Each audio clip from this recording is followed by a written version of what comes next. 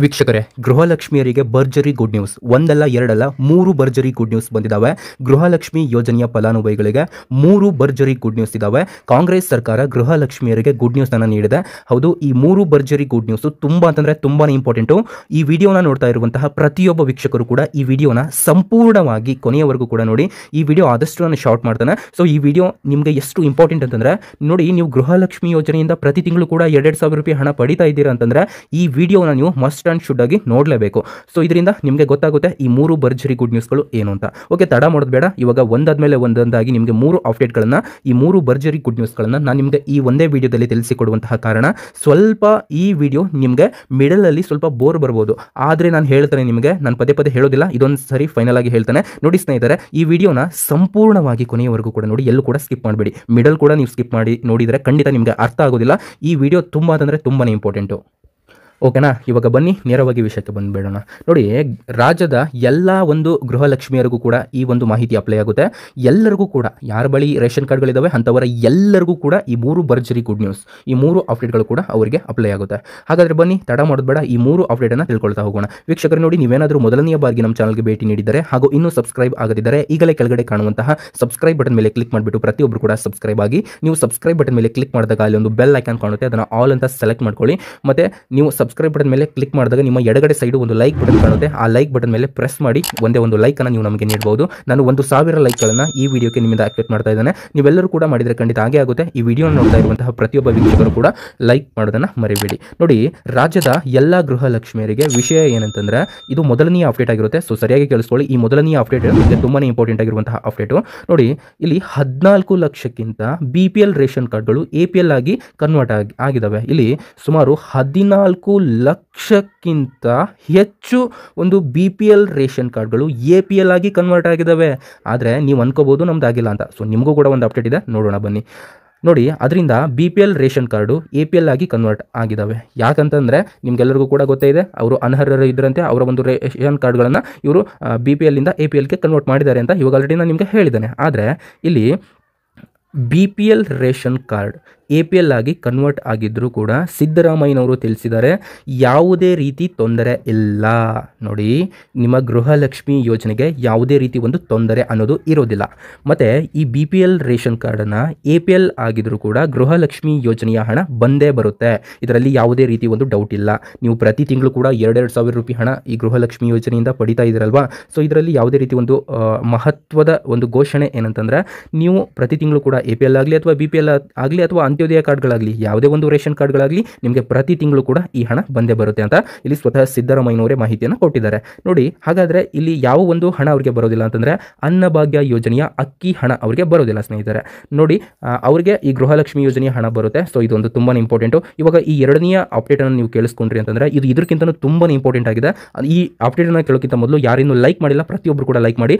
Okay, ಈ ಮೊದಲನೆಯ ಅಪ್ಡೇಟಲ್ಲಿ ಇನ್ನೊಂದು 2 ಪಾಯಿಂಟ್ಗಳಿದ್ದಾವೆ, ಸರಿಗೆ ಕೇಳಿಸ್ಕೊಳ್ಳಿ. ನೋಡಿ, ಇಲ್ಲಿ BPL ರೇಷನ್ ಕಾರ್ಡ್ ಇದ್ದವರು ಇಲ್ಲಿ ರದ್ದು ಆಗಿದ್ರೆ ಅಂತಂದರೆ BPL ಕಾರ್ಡು ಅರ್ಹ ಇರುವ ಕುಟುಂಬಕ್ಕೆ ಇಲ್ಲಿ ಮರಳಿ ಒಂದು ಪಡೆದುಕೊಳ್ಳಬಹುದು. ನೋಡಿ, ನೀವು BPL ರೇಷನ್ ಕಾರ್ಡ್ ಇರ್ತೀರಾ, ನೀವು ಅರ್ಹರು ಕೂಡ ಇರ್ತೀರಾ, ಆದರೂ ಕೂಡ ಇಲ್ಲಿ ನಿಮ್ಮ ರೇಷನ್ ಕಾರ್ಡನ್ನು ಇವರು ಡಿಲೀಟ್ ಮಾಡಿದ್ದಾರೆ. ಸೊ ಇದರಿಂದ ಏನು ಕೂಡ ತೊಂದರೆ ಆಗೋದಿಲ್ಲ. ನಿಮಗೆ ಪ್ರತಿ ತಿಂಗಳು ಕೂಡ ಹಣ ಬರುತ್ತೆ.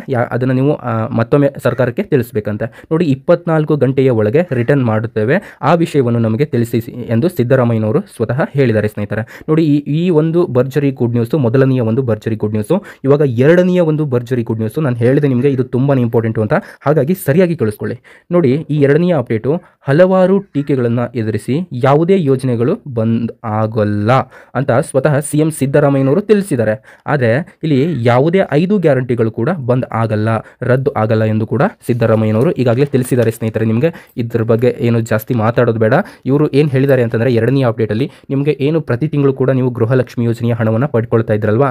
ಸೊ ಅದೇ ರೀತಿಯೇ ಈ ಯಾವುದೇ ರೀತಿ ತೊಂದರೆ ಇಲ್ಲದೆ ನಿಮಗೆ ಈ 5 ಗ್ಯಾರಂಟಿಗಳಲ್ಲಿ ಯಾವ ಒಂದು ಗ್ಯಾರಂಟಿಯೂ ಕೂಡ ಬಂದಾಗುವುದಿಲ್ಲ ಅನ್ನುವಂತಹ ಮಾಹಿತಿಯನ್ನು ಇದೀಗ ಕಾಂಗ್ರೆಸ್ ಸರ್ಕಾರದ ಮುಖ್ಯಮಂತ್ರಿ ಆಗಿರುವಂತಹ ಕರ್ನಾಟಕದ ನಮ್ಮ ಮುಖ್ಯಮಂತ್ರಿಗಳು ತಿಳಿಸಿದ್ದಾರೆ. ಈ ಮೂರನೆಯ ಒಂದು ಭರ್ಜರಿ ಗುಡ್ ನ್ಯೂಸ್ ಸರಿಯಾಗಿ ಕೇಳಿಸ್ಕೊಳ್ಳಿ. ಇದು ಎಷ್ಟು ಇಂಪಾರ್ಟೆಂಟ್ ಅಂತಂದರೆ, ನಿಮಗೆ ನೀವು ಇವಾಗ 2 ಕೇಳಿಸ್ಕೊಂಡ್ರಲ್ಲ, ಅದಕ್ಕಿಂತಲೂ ಈ ಮೂರನೆಯ ಒಂದು ಗುಡ್ ನ್ಯೂಸ್ ತುಂಬ ಅಂತಂದರೆ ತುಂಬಾ ಇಂಪಾರ್ಟೆಂಟು ಮತ್ತು ತುಂಬಾ ಒಂದು ಮಹತ್ವಪೂರ್ಣದ ಒಂದು ಅಪ್ಡೇಟ್ ಇದಾಗಿದೆ. ನೋಡಿ, ಯಾರಿಗೆ ಪೆಂಡಿಂಗ್ ಅಮೌಂಟ್ ಇದೆಯಾ ಅವರಿಗೆ ಹಣ ಹಾಕುವಂತೆ ಅಂತಂದರೆ ಇವಾಗ ನಿಮಗೆ 1ರಿಂದ 14ನೇ ಕಂತಿನ ಹಣದಲ್ಲಿ ಯಾವ ಒಂದು ಕಂತಿನ ಹಣ ಬಂದಿಲ್ಲ ಅಂತಂದರೂ ಕೂಡ ಆ ಕಂತಿನ ಹಣವನ್ನು ನಿಮ್ಮ ಬ್ಯಾಂಕ್ ಅಕೌಂಟ್ಗೆ ಬರುತ್ತದೆ ಎಂದು ಕಂಪ್ಲೀಟ್ ಮಾಹಿತಿಯನ್ನು ತಿಳಿಸಿದ್ದಾರೆ ಲಕ್ಷ್ಮೀ ಹೆಬ್ಬಾಳ್ಕರ್ ಮೇಡಮ್ ಅವರು. ನೋಡಿ, ನೀವು ಈಗ 1ರಿಂದ 14ನೇ ಕಂತಿನ ಹಣದಲ್ಲಿ ಯಾವುದೇ ಒಂದು ಕಂತಿನ ಹಣ ನಿಮಗೆ ಬಂದಿಲ್ಲ ಅಂತಂದರೆ ನೀವು ಏನು ಕೂಡ ಇಲ್ಲಿ ವರಿ ಮಾಡ್ಕೊಳ್ಳುವಂತಹ ಅವಶ್ಯಕತೆನೇ ಇಲ್ಲ. ಯಾಕಂತಂದರೆ ನಿಮಗೆ ಈ ಹಣವನ್ನು ಸ್ವತಃ ಸರ್ಕಾರದಿಂದಲೇ ಹಾಕ್ತಾರಂತೆ. ಈ ಅಪ್ ಟು ಇಲ್ಲಿ 3 ಕಂತುಗಳು ಅಥವಾ 4 ಕಂತುಗಳ ಹಣ ನಿಮಗೆ ಬಾಕಿ ಇತ್ತಂತಂದ್ರೂ ಕೂಡ ಆ ಹಣವನ್ನು ಸರ್ಕಾರದಿಂದ ನಿಮ್ಮ ಒಂದು ಖಾತೆಗಳಿಗೆ ಮರಳಿ ಒಂದು ಜಮೆ ಮಾಡುವ ಒಂದು ಪ್ರಯತ್ನವನ್ನು ಮಾಡ್ತಾರಂತೆ.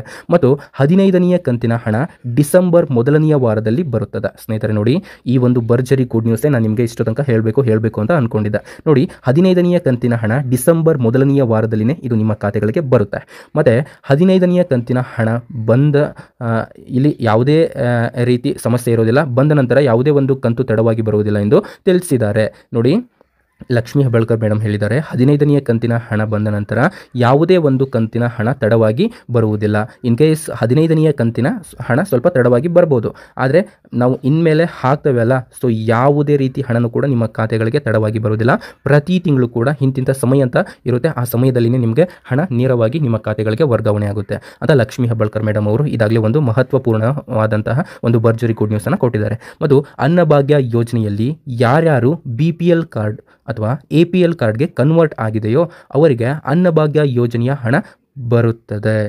ನೋಡಿ, ಇಲ್ಲಿ ಒಂದು ಅಚ್ಚರಿಯ ವಿಷಯ ಏನಂತಂದರೆ, ತುಂಬ ಜನ ಅಂದ್ಕೊಳ್ತಾ ಇದ್ದಾರೆ ಅನ್ನಭಾಗ್ಯ ಯೋಜನೆಯ ಹಣ ಯಾರ್ಯಾರ್ದು BPL ಕಾರ್ಡಿಂದ APLಗೆ ಕನ್ವರ್ಟ್ ಆಗಿದೆಯೋ ಅವರಿಗೆ ಅನ್ನಭಾಗ್ಯ ಯೋಜನೆಯ ಹಣ ಬರುತ್ತದೆಯಾ ಇಲ್ವಾ ಅಂತ ತುಂಬ ಜನರು ಒಂದು ಪ್ರಶ್ನೆ ಇದಾಗಿದೆ. ನಾನು ಆಗಲೇ ತಿಳಿಸ್ತಿದ್ದೆ ನಿಮಗೆ, ಇನ್ನೊಂದು ಸರಿ ತಿಳಿಸ್ತೇನೆ, ಸರಿಯಾಗಿ ಕೇಳಿಸ್ಕೊಳ್ಳಿ. ನೋಡಿ, ಯಾರ ಒಂದು ರೇಷನ್ ಕಾರ್ಡ್ ಪೂರ್ತಿಯಾಗಿ ರದ್ದಾಗಿದೆಯೋ ಅವರಿಗೆ ಈ ಅನ್ನಭಾಗ್ಯ ಯೋಜನೆಯ ಹಣ ಬರುವುದಿಲ್ಲ. ಮತ್ತು APL ಕಾರ್ಡ್ ಇದ್ದವ್ರಿಗೂ ಕೂಡ ಬರಬಹುದು ಅಥವಾ ಬರುವುದಿಲ್ಲ. ನಾವು ಪಕ್ಕಾ ಮಾಹಿತಿಯನ್ನು ಹೇಳ್ತೇವೆ. ಆದರೆ ಇಲ್ಲಿ ಯಾವ ರೀತಿ ಒಂದು ಕನ್ಫ್ಯೂಷನ್ ಇವರು ಸೃಷ್ಟಿ ಮಾಡಿದ್ದಾರೆ ಅಂತಂದರೆ, BPL ಕಾರ್ಡಿಂದ APLಗೆ ಕನ್ವರ್ಟ್ ಆದಂತಹ ಒಂದು ರೇಷನ್ ಕಾರ್ಡ್ಗಳಿಗೆ ಹಣ ಬರಬಹುದು ಅಥವಾ ಬರಲಿಕ್ಕಿಲ್ಲ. ಇಲ್ಲಿ ನೋಡಿ, ರೇಷನನ್ನು ಯಾರಿಗೆ ಕೊಡ್ತಾರೆ? BPL ಅಥವಾ ಅಂತ್ಯೋದಯ ಕಾರ್ಡ್ಗಳಿದ್ದವರಿಗೆ ಕೊಡ್ತಾರೆ. ಆದರೆ ಇಲ್ಲಿ APL ಕಾರ್ಡ್ ಅವರಿಗೆ ರೇಷನನ್ನು ಕೊಡೋದಿಲ್ಲ. ಹಾಗಾಗಿ ಅವರಿಗೆ ಅಕ್ಕಿ ಹಣನೂ ಕೂಡ ಅವರ ಖಾತೆಗಳಿಗೆ ಬರೋದಿಲ್ಲ ಅಂತ ತುಂಬ ಜನನು ಕೂಡ ಇಲ್ಲಿ ಮಾಹಿತಿಯನ್ನು ಒದಗಿಸ್ತಾ ಇದ್ದಾರೆ.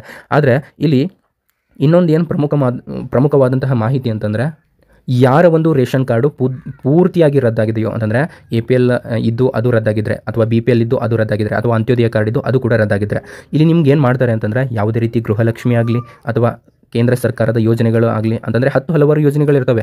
BPL ಅಂತಂದರೆ APL ರೇಷನ್ ಕಾರ್ಡ್ ಇದ್ದವರು ಮಾತ್ರ ಮಹಿಳೆಯರು ಅರ್ಜಿ ಸಲ್ಲಿಸಬೇಕು ಅಂತ. ಇವು ಯಾವುದೇ ಒಂದು ಯೋಜನೆಗೆ ನೀವು ಅರ್ಹರಿರೋದಿಲ್ಲ ಸ್ನೇಹಿತರೆ. ಮತ್ತು BPL ಕಾರ್ಡ್ ಅರ್ಹವಿರುವವರು ತಾಲೂಕು ಪಂಚಾಯಿತಿಗೆ ತಿಳಿಸಿ. ಅಂತಂದರೆ ನೋಡಿ, ನಿಮ್ಮ BPL ಕಾರ್ಡು ಅರ್ಹರಾಗಿ ಇರಬೇಕು ಅಂತಂದರೆ, ಇನ್ ಕೇಸ್ ಅದನ್ನು ಡಿಲೀಟ್ ಮಾಡಿದ್ದಾರೆ ಅಂತಂದರೆ ನೀವು ಆದರೂ ಕೂಡ ಇಲ್ಲಿ ನಿಮ್ಮ ಹಣ ಬರುತ್ತೆ. ಯಾವ ರೀತಿ ಅಂತಂದರೆ, ನೀವು ಅದನ್ನು ತಾಲೂಕು ಪಂಚಾಯಿತಿಗೆ ತಿಳಿಸ್ಬೇಕು. ಹೀಗೆ ನಾವು ಅರ್ಹರಿದ್ದಾವೆ, ಆದರೂ ಕೂಡ ನಮ್ಮ ಒಂದು ರೇಷನ್ ಕಾರ್ಡನ್ನು ಈ ಸರ್ಕಾರ ಡಿಲೀಟ್ ಮಾಡಿದೆ ಅಂತ. ಆವಾಗ ಇಲ್ಲಿ ತಾಲೂಕು ಆಫೀಸ್ನವರು ಇಲ್ಲಿ ವೆರಿಫಿಕೇಷನ್ ಮಾಡ್ತಾರೆ ಏನೇನಾಗಿದೆ ಅಂತ. ಮತ್ತು ನಿಮ್ಮ ರೇಷನ್ ಕಾರ್ಡನ್ನು ನೀವು 24 ಗಂಟೆಯಲ್ಲಿ ನೀವು ಇಲ್ಲಿ ಮರು ಪಡೆದುಕೊಳ್ಳಬಹುದು. ಇದರಿಂದ ನಿಮ್ಮ ಒಂದು ರೇಷನ್ ಕಾರ್ಡು ಸೇವ್ ಆಗುತ್ತೆ ಸ್ನೇಹಿತರೆ. ಈ ಮಾಹಿತಿ ನಿಮಗೆ ಇಷ್ಟ ಆಗಿದೆ ಅಂತ ಅಂದ್ಕೊಂಡಿದ್ದೀನಿ. ಈ ಮಾಹಿತಿಯನ್ನು ತಪ್ಪದೆ ನಿಮ್ಮ ಸ್ನೇಹಿತರಿಗೂ ಕೂಡ ಶೇರ್ ಮಾಡಿ. ಈ ವಿಡಿಯೋನ ಯಾರ್ಯಾರು ಲೈಕ್ ಮಾಡಿದಿರೋ ಎಲ್ಲರಿಗೂ ಕೂಡ ನನ್ನ ಕಡೆಯಿಂದ ಹೃದಯಪೂರ್ವಕ ಧನ್ಯವಾದಗಳು. ಯಾರು ಲೈಕ್ ಮಾಡಿಲ್ಲ ಅಂತಂದರೆ ಪ್ರತಿಯೊಬ್ಬರು ಕೂಡ ಲೈಕ್ ಮಾಡಿ. ಮತ್ತು ನೀವೇನು ಮಾಡ್ತಿರೋ ಬಿಡ್ತಿರೋ ಗೊತ್ತಿಲ್ಲ, ಹಳ್ಳಿಯಲ್ಲಿ ತುಂಬ ಜನರಿಗೆ ಇಂಥ ಇನ್ಫಾರ್ಮೇಷನ್ ಗೊತ್ತಿರೋದಿಲ್ಲ. ಸೊ ಎಲ್ಲರಿಗೂ ಕೂಡ ಈ ವಿಡಿಯೋನ ಶೇರ್ ಮಾಡಿ ಅಂತ ಹೇಳ್ತಾ ಈ ವಿಡಿಯೋನ ಇಲ್ಲಿಗೆ ಎಂಡ್ ಮಾಡ್ತಾ ಇದ್ದೇನೆ. Thank you for watching. Have a nice day.